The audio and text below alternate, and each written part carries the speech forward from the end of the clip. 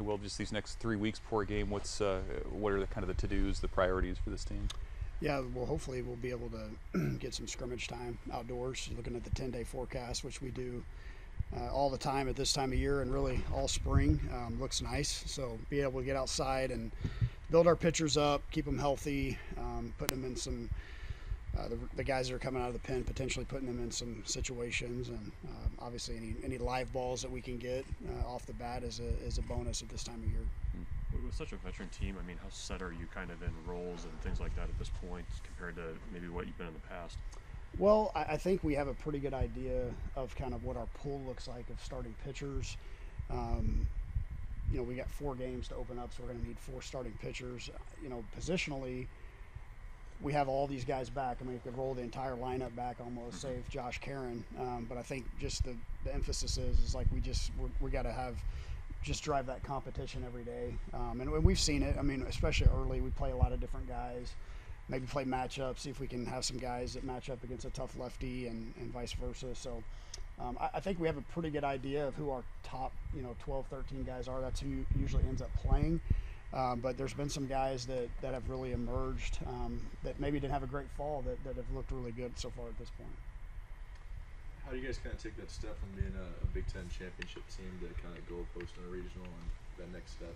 Yeah, it's just kind of what you do every day. It's just the mundane parts of it. It's are you allowing yourself to get there mentally in practice setting, and just that level of intensity that it takes to win. I tell the team all the time it comes down to 5 games. And that's the difference between getting to a regional, staying at home, just getting to a regional or hosting one. And so what you do in those days in between is ultra important, and it's not something we just talk about. It's something that we try to really practice. And I'm excited to see this group now that we've kind of narrowed it down to our 40 guys that are going to be on our roster moving forward in the spring, where we're at as opposed to where we're at in the fall. McConaughey said that Frost is a tough out. What else does he bring? He's high character, first and foremost. I mean, he's a lot like the rest of the guys in the clubhouse. He fit in right away. Guy that's had a bet on himself, went to junior college, very lightly recruited. Had an amazing year when he had a chance to prove himself at the Division I level. And I think, just him playing in this environment last year, he wanted a part of that. And so he joined a lot of guys that were, part of it last year. Fits right in. I mean, he is a tough out. He can just get the barrel to the ball. He's very, very strong. He's not the biggest guy, but between his elbows and his fingertips, he's very, very strong. And just getting the barrel to it, the ball takes off pretty good off his bat.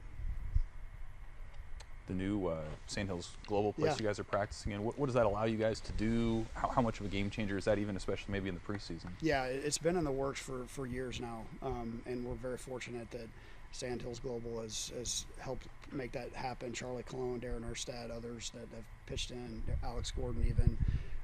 So just very thankful that that's happened. I think it's great for the city of Lincoln, first and foremost, just what it's going to bring from the youth scene.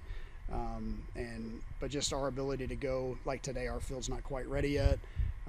We're not going to go play on a high school field. We're going to go play on our field, and I'm thankful to our administration now across 3 different administrations that have kind of stuck with the project too, and made that happen. And so we're excited to get out there. We're out there this morning, bright and early, just kind of making sure everything was in place. And there's a few finishing touches that need to happen, but just to be able to get out and move around and see the ball fly, it's going to be very, very beneficial to us.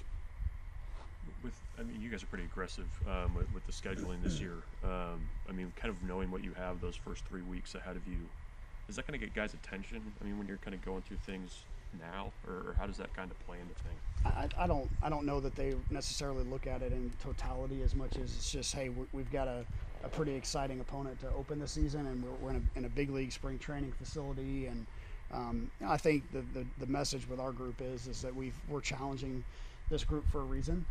We think they can handle it. We've got a lot of returning players, a lot of older guys.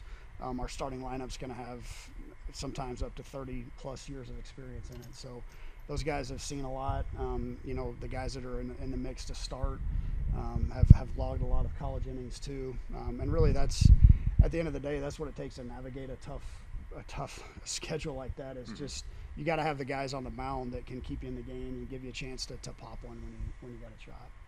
Is Mason carrying himself a little bit differently now than maybe he was last year? Yeah, and again, he's just the most unassuming kid. I mean, I told his story last year where he came in and, you know, didn't know what his role was going to be come springtime. He didn't have a great fall. He wasn't ultra confident in, you know, who he was at this point in time last year.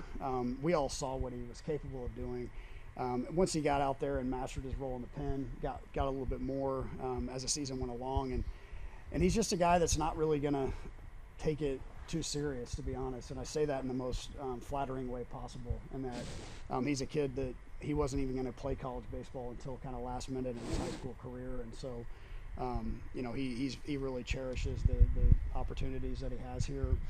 And he's very, very confident right now. He's worked incredibly hard on his body. He's moving faster. Velocity's ticked up a little bit. He's leading from the front. The guys on the mound who pitched postseason last year took a big step. Yeah. You got to be excited of them coming back. Brockett, those guys. Yeah. Well, what we saw, obviously Brockett was great for a good stretch there at the end. I mean, the no-hitter, obviously, everybody speaks about, but the Sunday game against Indiana was a potential season changer for us to win that series the way that we did. And then he got punched in the Big Ten tournament and came back and pitched a gem on Sunday. So there's no looking back for him at this point. And you could just tell in the way he's carrying himself now. He feels like he's not that he's made it, but that he's not looking back either. And so Will Walsh has obviously had a lot of big innings for us. You know, Tyner Horn took a lot of confidence from the end of the year last year. And some of those guys. So we're going to see a lot of guys carry that. But, again, you're only as good as your last pitch. So can you stay confident, you know, when you give up a big barrel? If you have a bad outing, can you stay process-oriented? Those are the things that we're looking for. How has Tyner's arm developed, and have you kind of have any other arms that have progressed, like how you'd like to see this? Yeah, Tyner, you know, he made a point this summer to kind of go out and find himself again a little bit, that's what summer ball's often for.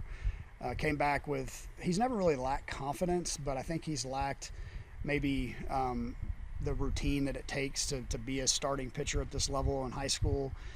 You can kind of just go out there and blow it by people. And he never even gave up a home run in high school, you know. And so he had to kind of face some of that adversity, figure out what his process was going to be. He did that this summer. He was amazing this fall. The difference being, again, you're starting to find out you can't just throw 95 right down the middle, especially when the hitter knows what's coming. Throw the breaking ball early in the count. Throw the changeup in there as well. Fastball's going to play a little bit more. Now, again, the things that we're talking about with him is, can he be as dedicated to his craft week to week like Brett Sears was last year? That's the difference maker. You don't ride the highs and lows of, you know, what your successes or failures are. You just keep putting the work in. So that's going to be a key for any young pitcher. You said that you're challenging. You're able to challenge this team more just because of the experience and all that. Do you enjoy coaching a team more that you're able to do that with, just because you know they'll be able to handle the ebbs and flows of the season than maybe a younger group? Yeah, I think it's just the way that college sports are trending in general. It's just you've got older rosters and there's more players available now than there ever have been for every sport across the country. So yeah, I mean, I haven't really changed the way that we've coached these guys, because they've been in the fire before and they've seen that it can work if you have a certain level of intensity. Sure, you know, it makes it a little bit easier for those guys.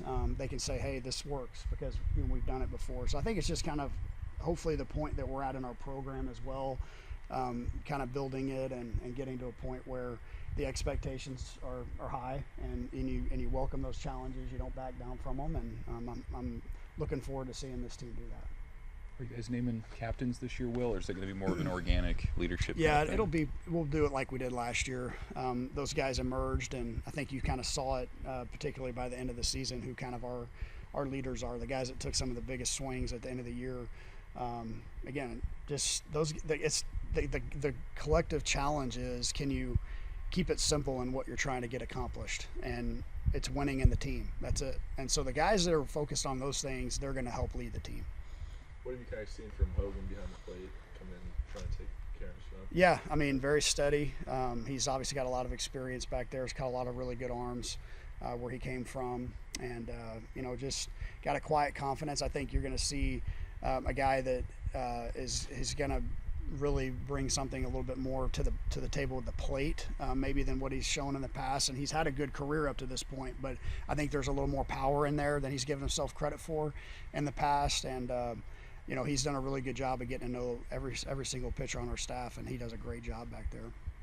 Going into year 2, I guess, with Rob, I mean, are you seeing more of his fingerprints and work kind of show up with the pitching staff maybe than what you had last year?